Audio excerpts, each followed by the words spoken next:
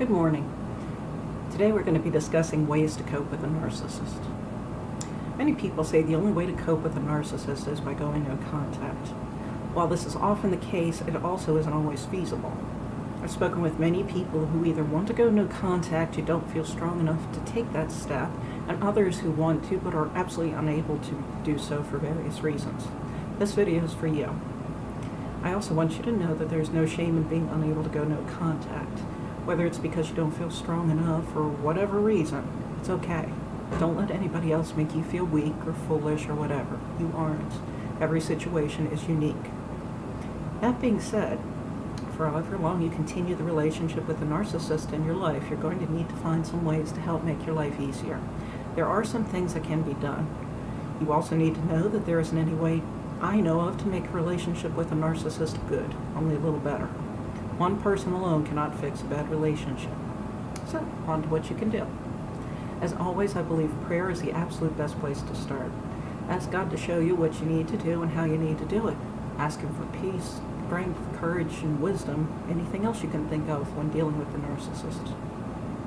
Always remember that narcissists are all about getting narcissistic supply. Every single thing they do and say is motivated by that need for supply. If you can remember that, it will help you not to be as hurt or angered by their actions, because you'll know that what they said and did isn't personal exactly, it's about procuring supply. Hurting and controlling you isn't as much to make you hurt as it is to feel powerful by hurting and controlling you. And speaking of narcissistic supply, since everything they do is motivated by it, the more supply you provide them, the more they will expect from you. Deprive them of that supply and any narcissist won't want to be bothered with you. People are basically like tools to a narcissist. They're there to be used when needed and put on a shelf and ignored until the next time. If a tool isn't particularly useful, it doesn't get used much, right? Same goes for a person who doesn't provide narcissists with much supply. To avoid providing supply, you need to basically become boring to the narcissist, which is often known as the gray rock method. Gray rock can be a bit challenging to do at first, but the more you do it, the easier it gets. First, you keep your emotions in check around the narcissist. No matter how happy, angry, or sad you are, you don't let the narcissist know that, no matter what. You maintain a calm and neutral demeanor. You never react to the narcissist, no matter how cruel she is. The only way you respond to her is in a calm manner. You don't allow the narcissist to manipulate you. If she hints at wanting you to do something for her, you pretend you didn't notice the hints. If she tries to make you feel guilty, you pretend you didn't notice the guilt trip.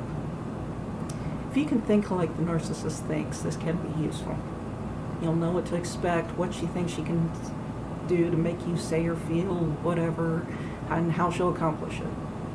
You'll also realize what creates narcissistic supply and figure out ways to prevent it.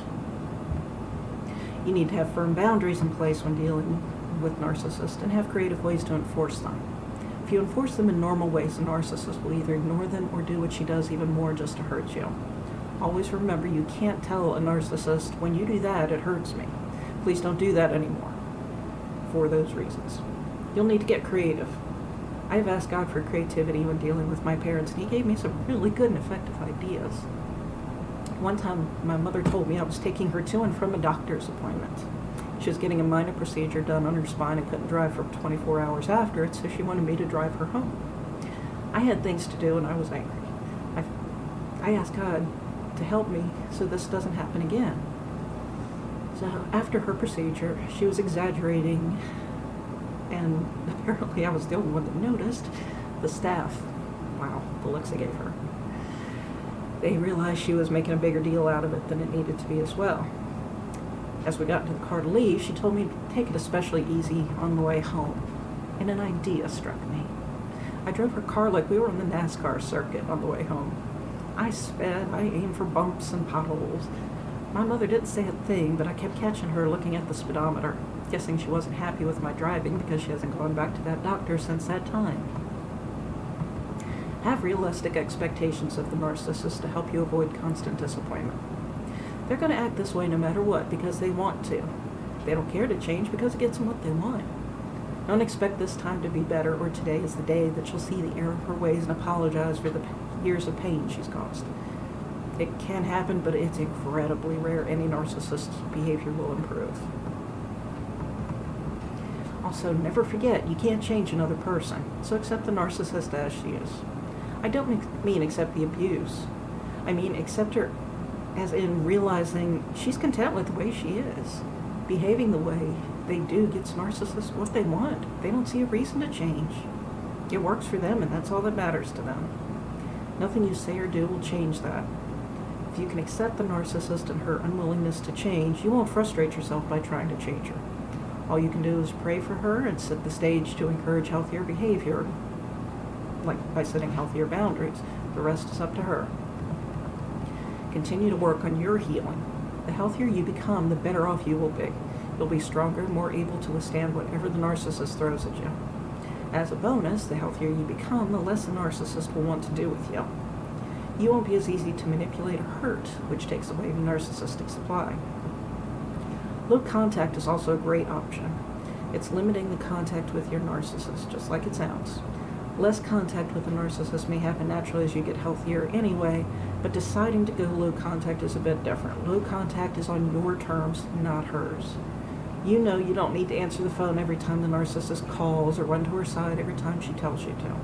You only deal with her when you feel you're able to do so. You may find low contact enables you to deal with the narcissist in a way you can handle, or it may be a stepping stone to going full no contact in the future. Either way, it's a very good option. When a narcissist is in your life on a constant basis, that person takes up all your thoughts. Some distance stops that from happening. It helps you to clear your mind, to heal, and focus on yourself for a change.